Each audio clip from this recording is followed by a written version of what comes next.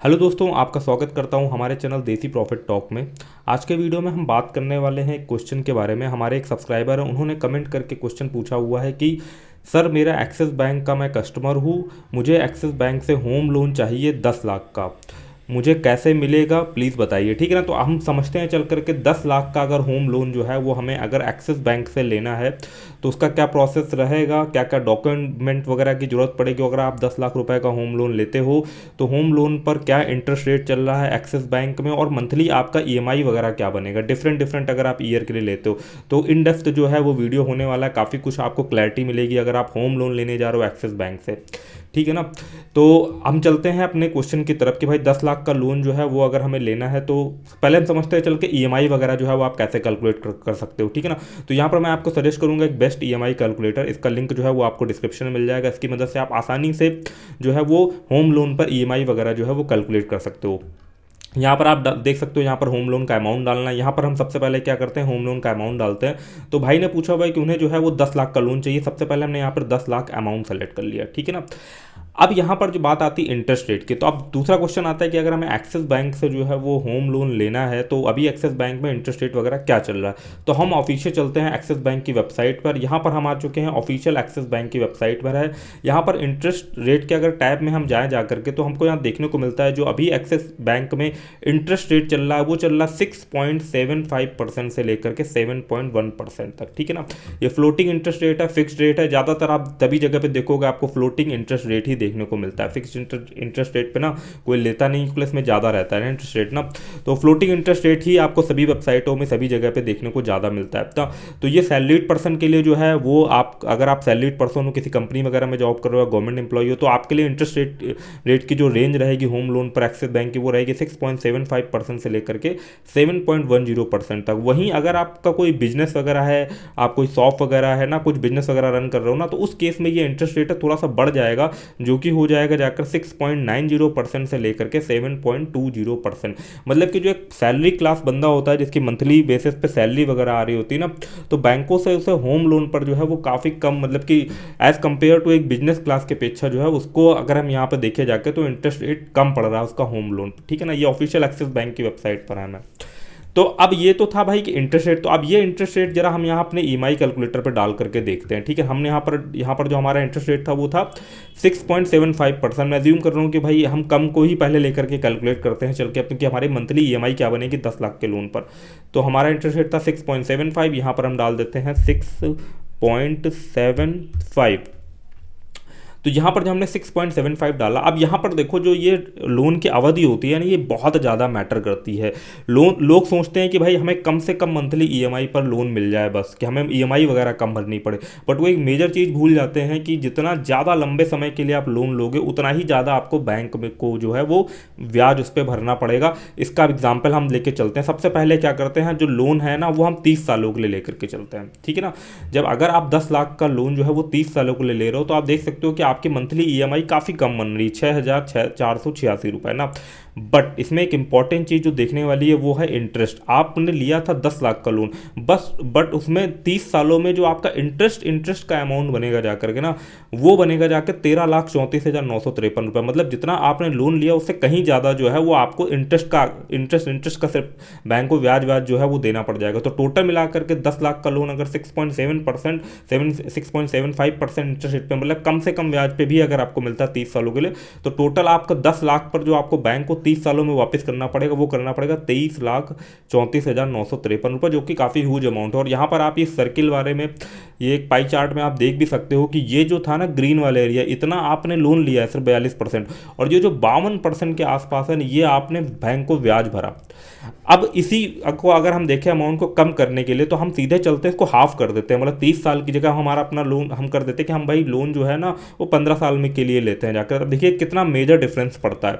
हमने जैसे ही 15 करा हमारे ईएमआई जो है वो डबल हो गई जाकर लगभग। ठीक है ना। बस आप इंटरेस्ट का देखो जाके, इंटरेस्ट कितना ज़्यादा जो है वो कम हो गया। पहले आप जो प्रिंसिपल अमाउंट था उससे कहीं ज़्यादा इंटरेस्ट पे कर रहे थे, बट आप देखो इंटरेस्ट का जो अमाउंट है वो हाफ से भी कहीं ज़्यादा कम हो गया। ईएमआई आपकी लगभग डबल पड़ रही है ना, बट इंटरेस्ट जो था वो हाफ से भी ज़्यादा कम हो गया। इसलिए लोन में आप अच्छे तरीके से प्लानिंग करें कि भाई जो मतलब थोड़ा सा इंसान को अपनी सैलरी के अकॉर्डिंग भी प्लानिंग करनी पड़ती है ना, बट ये देखें कि अगर जितना जल्दी से जल्दी आप लोन चुका दें उतना ही कम जो है वो आपको बैंक को ब्याज देना पड़ेगा ना। तो आप देखोगे यहाँ पर सिर्फ जो है वो आपको, अगर आप 15 साल के लिए ले रहे हो 10 लाख का लोन, तो सिर्फ आपको 5,92,837 रुपये ब्याज पे करना पड़ा, उसमें आपको 13 लाख समथिंग कुछ जो है वो पे करना पड़ रहा था ना। तो ये काफ़ी एक बढ़िया कैलकुलेटर है, ईएमआई कैलकुलेटर को आप जरूर यूज़ करें। होम लोन ईएमआई कैलकुलेटर का लिंक भी जो है वो मैं डिस्क्रिप्शन में दे दूंगा ना, वहाँ पे जाकर डिफरेंट ईयर के लिए आप कैलकुलेट करके देखें, ठीक है ना, कितना मेजर डिफरेंस जो है वो ईएमआई वगैरह का आता है। साथ ही साथ आपको पूरा एक शेड्यूल चार्ट मिल जाता है कि मान लीजिए आपको लोन मिल गया मार्च में, तो आप मंथ वाइज मंथ देख सकते हो कि भाई मैं कितना ईएमआई दी, कितना प्रिंसिपल दिया, कितना इंटरेस्ट दिया, टोटल मैंने इतनी ईएमआई दी, वो मेरे से जो मेरा प्रिंसिपल अमाउंट उससे माइनस हो जाएगी ना। इस तरीके से प्रॉपर डिटेल्ड में जो है वो आपको एक चार्ट मिल जाता है, जिससे आपको आसानी रहती है प्लानिंग करने में कि भाई मुझे जो 10 लाख का होम लोन है वो कितने सालों के लिए जो है वो लेना चाहिए, ठीक है ना। तो इसका लिंक जो है वो डिस्क्रिप्शन में आपको मिल जाएगा। अब हम थोड़ा सा और डिटेल में समझते हैं कि भाई अगर हमें एक्सिस बैंक से जो है वो होम लोन लेना है तो क्या एलिजिबिलिटी का क्राइटेरिया रहेगा। तो उसके लिए वापस हम चलते हैं एक्सिस बैंक की ऑफिशियल वेबसाइट में, चेक योर एलिजिबिलिटी के सेक्शन में जाते हैं। इसका भी ऑफिशियल पेज का जो लिंक है वो मैं डिस्क्रिप्शन में दे दूंगा, ताकि आप इन डेप्थ में जो है चीज़ें पढ़ पाएँ जा करके। तो सबसे पहले हम बात करते हैं सैलरीड वाले पर्सन की। तो सैलरीड वाले पर्सन के लिए अगर हम बात करें तो जो इंडिविजुअल बंदा जो सैलरी में है ना, वो किसी गवर्नमेंट जॉब में काम कर रहा हो या किसी रेपुटेड प्राइवेट कंपनी में काम कर रहा हो ना, तो वो होम लोन के लिए जो है वो एलिजिबल हो जाएगा एक्सिस बैंक से, ठीक है ना। अब जो बंदा भी एप्लीकेशन डाल रहा है होम लोन के लिए, उसकी जो एज है वो 21 साल या 21 साल से ज़्यादा होनी चाहिए, और जो उसकी अपर लिमिट एज की है वो 60 साल या 60 साल से कम होनी चाहिए, ठीक है ना। प्रोफेशनल एलिजिबिलिटी की अगर हम बात करें जा करके ना, तो प्रोफेशन जो है वो कई सारे, लगभग हर तरीके का ही प्रोफेशन आ जाएगा इसमें। अगर प्रोफेशन की बात करें, डॉक्टर, इंजीनियर, डेंटिस्ट, इसमें आ जाएगा। ये जा करके जब आपका प्रोफाइल होगा तो आप बैंक में दोगे तो बैंक ऑटोमेटिकली वो चीज़ को वेरीफाई कर लेगा, ठीक है ना। तो अब हम जाएं चल करके होम लोन की बोरोइंग लिमिट अगर हम देखे जाकर, तो मिनिमम आप जो एक्सिस बैंक से होम लोन जो आपको देगा, मिनिमम से मिनिमम आपको 3 लाख रुपए का होम लोन के लिए जो है वो एक्सिस बैंक से अप्लाई ही करना पड़ेगा, ठीक है ना। इससे कम लोन जो है वो सैंक्शन नहीं करता। अगर हम मार्जिन की बात करें जा करके, तो होम लोन में आपको 30 लाख तक 10% का मार्जिन होगा, 30 लाख से 75 अगर लाख तक की बात करें तो 20% का मार्जिन होगा, और 75 लाख के अबव में जो है वो 25% का मार्जिन होगा। डॉक्यूमेंट वगैरह क्या सबमिट करने होंगे, जो कि एक इंपॉर्टेंट चीज़ रहती है, submit the document listed below and get a home loan against property. ये दोनों ही चीज़ों में जो है ये डॉक्यूमेंट चल जाएंगे। आप डायरेक्ट होम लोन लेने जा रहे हो या आपके पास पहले से कोई घर हो, उसके बिहाफ पर जो है वो आप लोन लेना चाहते हो, उस घर पे जो है वो आप लोन लेना चाहते हो, इसलिए लिखा home loan oblique loan against property. और ये सैंक्शन जो हो जाएगा with in sanction in 5 days, 5 दिनों के अंदर जो है ये, अगर आपके सारे डॉक्यूमेंट बढ़िया तरीके से है ना, तो जो भी इनकी टीम रहेगी ना, लीगल टीम होगी सारी ना, वो जाकर के प्रॉपर्टी आपका जो भी साइट हो गई, अगर आप कोई ज़मीन वगैरह ले रहे हो, प्लॉट वगैरह, तो वो सारा विजिट करेगी, देन जो है वो सारा काम 5 दिनों में हो जाएगा। और प्राइवेट बैंक वैसे भी थोड़ा फास्ट काम करते हैं इन सब चीज़ों में ना। अगर हम मैंडेटरी डॉक्यूमेंट की बात करें भाई, कि भाई वो डॉक्यूमेंट तो आपको देना पड़ेगा, तो वो है भाई पैन कार्ड। केवाईसी वाले डॉक्यूमेंट तो आपके लगेंगे, जो कि आपका पैन कार्ड हो जाएगा। आईडी प्रूफ की अगर हम बात करें जा करके, तो आईडी प्रूफ में आपका passport, Aadhaar card, driving licence, voter ID card ना, GOI issue photo ID card चल जाए, गवर्नमेंट एम्प्लॉई आईडी कार्ड, आप कोई गवर्नमेंट एम्प्लॉय हो तो वहाँ पर आपको आइडेंटिटी कार्ड वगैरह इशू होता है, वो भी एज आईडी प्रूफ की तरीके चल जाएगा। एड्रेस प्रूफ में कौन कौन से डॉक्यूमेंट चल जाएंगे वो देखते हैं। आधार कार्ड चल जाएगा, ड्राइविंग लाइसेंस चल जाएगा, वोटर आईडी कार्ड चल जाएगा, जियो आईडी इशू फोटो आईडी चल जाएगी, गवर्नमेंट एम्प्लॉय आईडी चल जाएगी। इलेक्ट्रिसिटी बिल अगर आपके नाम पर आता है तो वो चल जाएगा, गैस बिल हो गया, टेलीफोन बिल हो गया, प्रॉपर्टी टैक्स रिसिप्ट, ये सारी चीज़ों में ना ये आपके नाम पे आनी चाहिए। ऐसा नहीं कि आपके पेरेंट्स के नाम पर आ रही, इसको आप एड्रेस प्रूफ के तरीके कंसीडर करोगे, नहीं, आपके नाम पे होनी चाहिए, तभी वो एड्रेस प्रूफ में जो है वो कंसीडर होगा।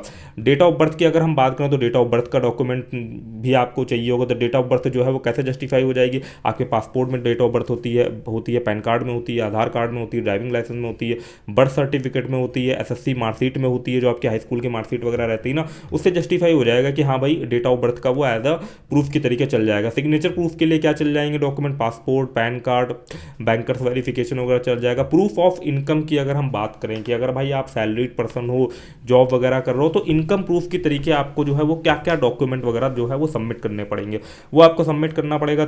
3 मंथ की जो भी आपकी सैलरी स्लिप वगैरह आती है, जिस कंपनी में आप जॉब कर रहे हो, सरकारी हो प्राइवेट हो, उसकी सैलरी स्लिप वगैरह आपको देनी पड़ेगी। 6 मंथ पे स्लिप वगैरह देनी पड़ेगी। 2 ईयर्स बोनस प्रूफ वगैरह ना, 6 मंथ पे स्लिप दीजिए, या 2 ईयर्स का बोनस प्रूफ वगैरह देना पड़ेगा ना। वैसे ना 3 मंथ की सैलरी स्लिप से काम हो जाता है। 6 मंथ बैंक स्टेटमेंट वगैरह चाहिए होगा। ये सब डॉक्यूमेंट एक्चुअली में ना इसलिए चाहिए होते हैं ताकि बैंक ये चीज़ वेरीफाई कर सके कि हाँ भाई अगर बंदे को हमें एक्चुअली में 10 लाख रुपए का लोन देना चाहिए नहीं देना चाहिए। फॉर एग्जांपल के लिए आपकी सैलरी है 15,000 रुपये ना, और आप जो है वो यहाँ पे अगर मैं कैलकुलेट करके दिखाऊं आपकी सैलरी 15,000 रुपये है या आप ना, और आप लोन लेने जा रहे हो फॉर एग्जांपल के लिए 20 लाख रुपए का, ठीक है ना, तो आप देखोगे कि भाई सैलरी से ज़्यादा अगर आप 20 लाख रुपए का होम लोन ले रहे हो 15 सालों के लिए तो सैलरी से ज़्यादा तो ईएमआई बन जा रही है ना। तो भाई वो कैसे फिर आपको जो है लोन मिल जाएगा, वो बैंक सीधे समझ जाएगी कि भाई बंदे की सैलरी इतनी कम है वो इतना मंथली ईएमआई नहीं पे कर पाएगा। तो जो आपकी सैलरी होती है, जो आप डॉक्यूमेंट सबमिट करोगे वही ये जस्टिफाई करते हैं कि बैंक जो है वो आपको कितना मैक्सिमम से मैक्सिमम लोन जो है वगैरह दे सकता है। तो उसी के डॉक्यूमेंट है ये। तो 6 मंथ आपका बैंक स्टेटमेंट लगेगा जिसके थ्रू कितना ट्रांजैक्शन वगैरह कुछ करा हुआ है ना वो सब लगेगा। और अगर आपका एक्सिस बैंक में ऑलरेडी अकाउंट हो रखा है ना तो उनको एक काफ़ी कुछ आपके प्रोफाइल का आइडिया पहले से ही होता है कि बंदा कितना जो है वो ट्रांजेक्शन वगैरह जो है वो कर रहा है ना। तो वहाँ पर ये जो चीज़ें हैं वो काफ़ी हद तक कम हो जाती है या आसान हो जाती है कह सकते हो ना।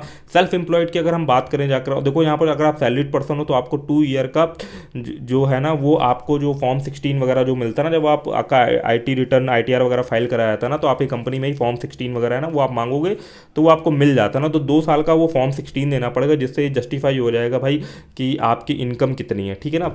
अगर हम सेल्फ एम्प्लॉयड की बात करें जाकर के तो 2 ईयर्स का आईटीआर कंप्यूटेशन ऑफ इनकम, ठीक है, profit and loss balance sheet चाहिए होगी, सीए सील एंड साइन वगैरह चाहिए होगा। जो भी भाई अगर आपके बिजनेस वगैरह रन कर रहे हो ना ये तो उनके लिए होगा सीए वगैरह का ना, जब जिनका बिजनेस का अमाउंट जो है वो काफ़ी ज़्यादा टर्नओवर रहता है, ठीक है। नॉर्मल पर्सन के लिए जो आप आईटीआर वगैरह है ना 2 या 3 साल का आप आईटीआर की फाइल दे दोगे ना तो उसी से जो है वो काम हो जाता है ना। टैक्स ऑडिट रिपोर्ट ये सब बड़े बिजनेस वगैरह के लिए। अगर हम 10 लाख की बात करें तो ये सब चीज़ें इतनी ज़्यादा एप्लीकेबल नहीं होंगी। जाके आपको नॉर्मली आप आईटीआर रिटर्न की कॉपी दोगे ना उसी से ही जस्टिफाई हो जाएगा कि आपके जो बिजनेस की है वो इनकम कितनी इनकम जो है वो आप दिखा रहे हो। अब हम यहाँ पे बात करें जाकर के for balance transfer take over 12 month local account statement with the latest outstanding. अब देखो यहाँ पर जो है वो कुछ एडवांस चीज़ें दी हुई है, ठीक है ना। एडवांस मतलब डॉक्यूमेंट दिए हैं। अगर आप बहुत ज़्यादा बड़ा लोन लेने वाले हो 5, 50, 60, 70, 80 लाख रुपए का लोन लेने वाले हो और आपका कोई बड़ा बिजनेस है, कोई कंपनी टाइप की रन कर रहे हो ना, उस केस के लिए जो है वो आपको बहुत ज़्यादा एडवांस लेवल में और ज़्यादा डिटेल में डॉक्यूमेंट चाहिए होंगे, ठीक है ना। और वैसे जो आप प्रॉपर्टी लेने वाले हो उसके डॉक्यूमेंट तो वगैरह चाहिए होंगे ना, कि जो भी आप प्रॉपर्टी ले रहे हो ना उसकी एनओसी चाहिए होगी ना, उसका एक जो नक्शा वगैरह पास होता है वो सब डॉक्यूमेंट, ये सब कॉमन डॉक्यूमेंट प्रॉपर्टी वाले तो चाहिए ही होंगे ना। तो इसका जो लिंक है ना वो मैं डिस्क्रिप्शन में डाल दूंगा, उसमें आप देख सकते हो बहुत ज़्यादा डिटेल में कई सारे प्रॉपर्टी से रिलेटेड डॉक्यूमेंट वगैरह भी दिए हुए हैं ना। तो आप जो है वो इन डेप्थ भी समझ सकते हो। नहीं तो आप सिंपली काम ये कर सकते हो कि कोई एक्सिस बैंक की ब्रांच हो ना आपकी, और आपका अगर एक्सिस बैंक में अकाउंट है तो आपके पास जो एक मैनेजर भी आपको अलॉट होगा या इनका जो हेल्पलाइन नंबर है वहाँ पे आप कॉल कर सकते हो ना, उनसे इन डेप्थ जो है वो और भी डिटेल ले सकते हो। और ये तो जो प्राइवेट बैंक है एचडीएफसी एक्सिस बैंक ना, ये तो डोर टू डोर सर्विस भी देते हैं, आप बुलाओगे तो वो घर वगैरह भी आ जाएंगे, ठीक है, आपको सारा इन्फॉर्मेशन प्रोवाइड करने के लिए ना। तो आई होप आपको जो है वो ये वीडियो इन्फॉर्मेटिव लगा होगा। अगर वीडियो इन्फॉर्मेटिव लगा हो तो वीडियो को जो है वो लाइक कर दें, चैनल को जो है सब्सक्राइब कर लें। ऐसी यूजफुल वीडियो जो है वो टाइम टू टाइम हम आपके पास लाते रहेंगे। तब तक के लिए धन्यवाद। जय हिंद, जय भारत।